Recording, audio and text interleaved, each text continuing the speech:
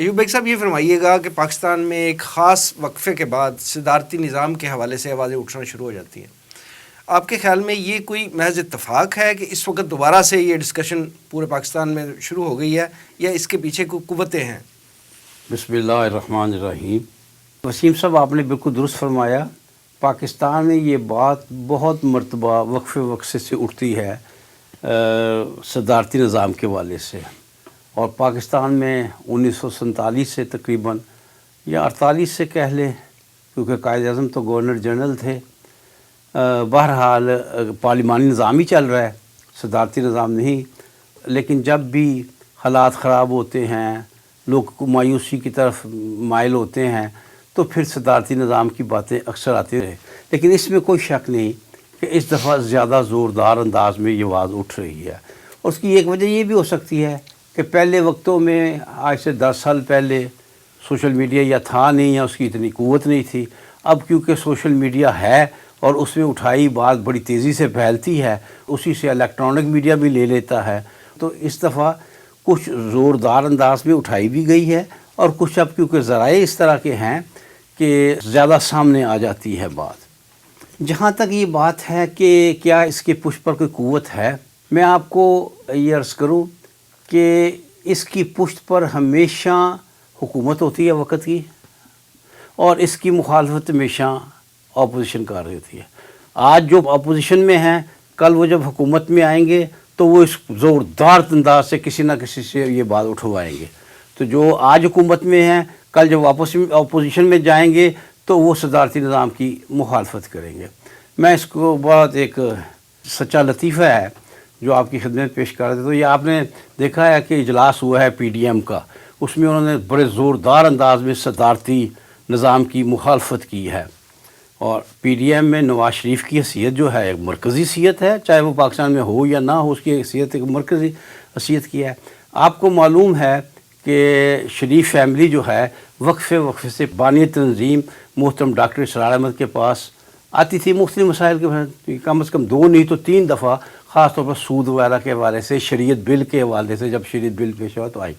ایک دفعہ ڈاکٹر صاحب گئے تھے ان کے ہاں, پورا ایک سیاسی نظام بنا کر تو گئے. وہ گئے تھے اسلام آباد گئے تھے, وہ صدارتی نظام اور پارلیمانی نظام کے حوالے سے گئے تھے, اور ساری ایک تفصیل بنا کر گئے تھے.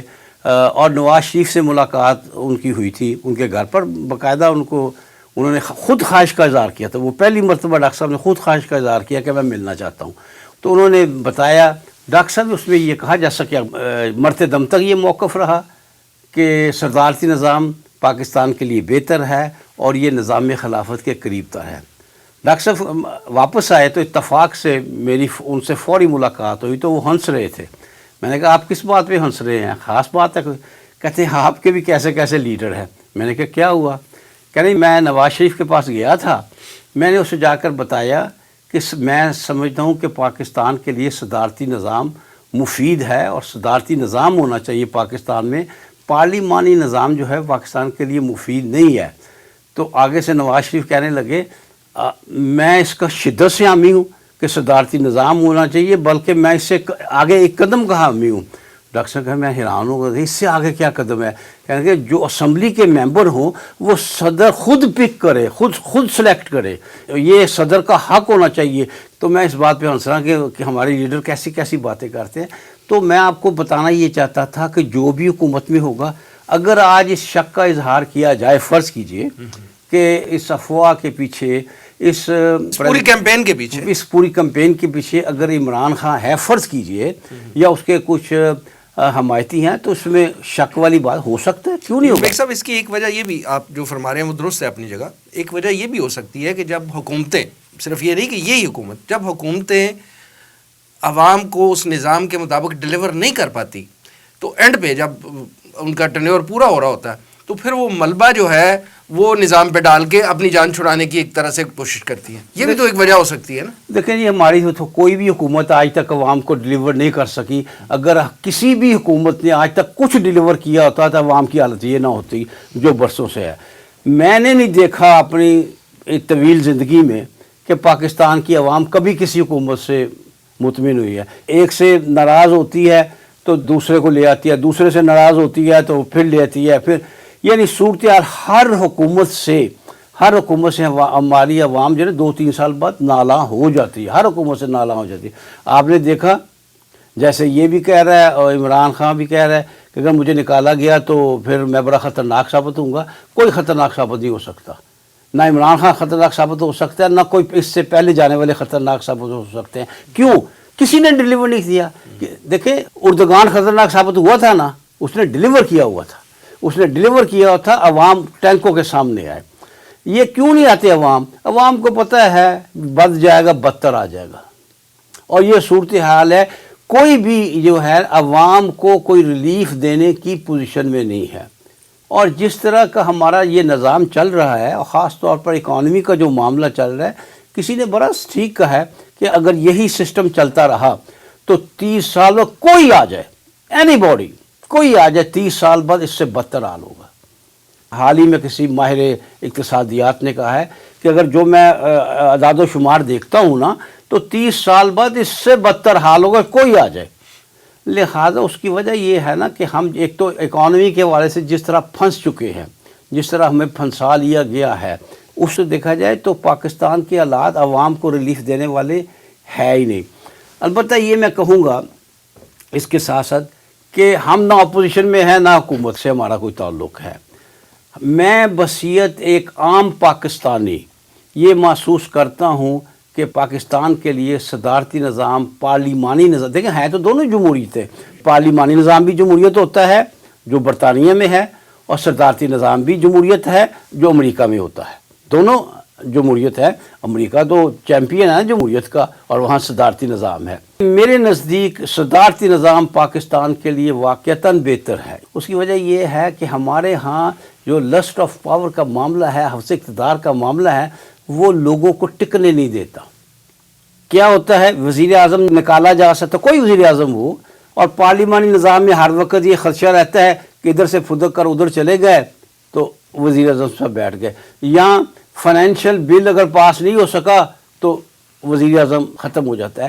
یہ چیزیں ہیں پاکستان میں, اس کی وجہ سے آج تک یعنی ایک سٹیبلٹی آ نہیں سکی. آپ دیکھیں نا پچھلی 5 صدی سے کتنی حکومتیں آئیں, اور یہ پاکستان کا جو بنیادی سٹرکچر ہے نا, اس حوالے سے بھی پارلیمانی نظام پاکستان کو سوٹ نہیں کرتا. اور پھر یہ کہ یہاں حفظ اقتدار کتنی شدید ہے, وہی وجہ بنتی ہے. ایک آتا ہے, دوسرا اس کی ٹانگ کھینچنی شروع کر دیتا ہے, وہ آتا ہے اور وہ اس کی ٹانگ کھینچنی شروع کرتا ہے. اسی لیے میں اکثر پنڈت نہرو کی یہ بات کوٹ کیا کرتا ہوں. پنڈت نہرو نے کہا تھا نا, میں اتنے کپڑے نہیں بدلتا جتنی پاکستان میں حکومتیں بدلتی ہیں.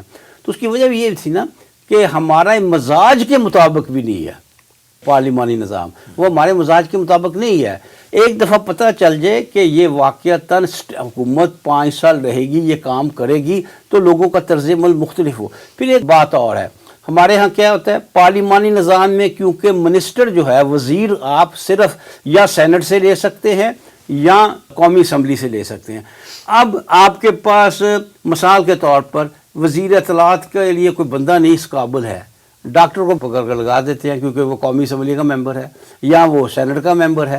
اسی طرح گھسیٹ کر لگا دیتے ہیں, ایکسپورٹ وہ کسی اور چیز کا ہے, لیکن کیونکہ پارلیمانی نظام میں اس کو اسمبلی سے اٹھانا ہے لہذا آپ کو وہ لگانا پڑتا ہے. وگرنہ اگر آپ کسی کو باہر سے لگاتے ہیں تو اس کے لیے شرط یہ ہے کہ وہ 6 ماہ کے اندر اندر یا سینٹ کا ممبر بنے یا اسمبلی کا ممبر بنے. ایک اور نئی مصیبت کھڑی ہو جاتی ہے. تو یہ بہت سی تکالیف ہیں پارلیمانی نظام میں جو میں سمجھتا ہوں کہ صدارتی نظام میں نہیں ہوں گی. باقی بات یہ ہے کہ معاشرے کی اصلاح کی ضرورت ہے. یہ بات اپنی جگہ ٹھیک ہے. اگر معاشرہ صحیح مسلمان معاشرہ, اپنی بات کر رہا ہوں پاکستان کی, صحیح مسلمان معاشرہ نہیں ہے تو آپ پارلیمانی لے آئے یا صدارتی نظام لیں, اس میں کوئی شک نہیں. یہ میں بات مانوں گا کہ صدارتی نظام میں بھی یہ کچھ ہو سکتا ہے. اصل میں ہمارا یہ ہے کہ ہم بصیرت مجموعی جو اس 5 صدی میں ثابت ہوا ہے کہ عوام تو جو ہیں ہمارے حکمران مخلص نہیں ہیں اپنے ملک کے ساتھ, اپنی ذمہ داریوں کے ساتھ مخلص نہیں ہیں. یہی وجہ ہے کہ ہر کچھ دیر بعد جو حالات خراب ہوتے ہیں, کوئی بھی جو ہے وہ وقت اپنا پورا نہیں کر سکتا. وزیر اعظم بڑا مشکل ہے یہاں, اس کے خلاف ہر وزیر اعظم کے خلاف اٹھ جاتا ہے. اور جب کسی وزیر اعظم کو نکالا جاتا ہے 10 آدمی باہر نہیں نکلتے. کیوں نہیں نکلتے؟ اس لیے نہیں نکلتے کہ اس نے کچھ ڈیلیور نہیں کیا ہوتا. کسی نے بھی، میں کسی ایک کی نہیں بات کرتا. ٹھیک.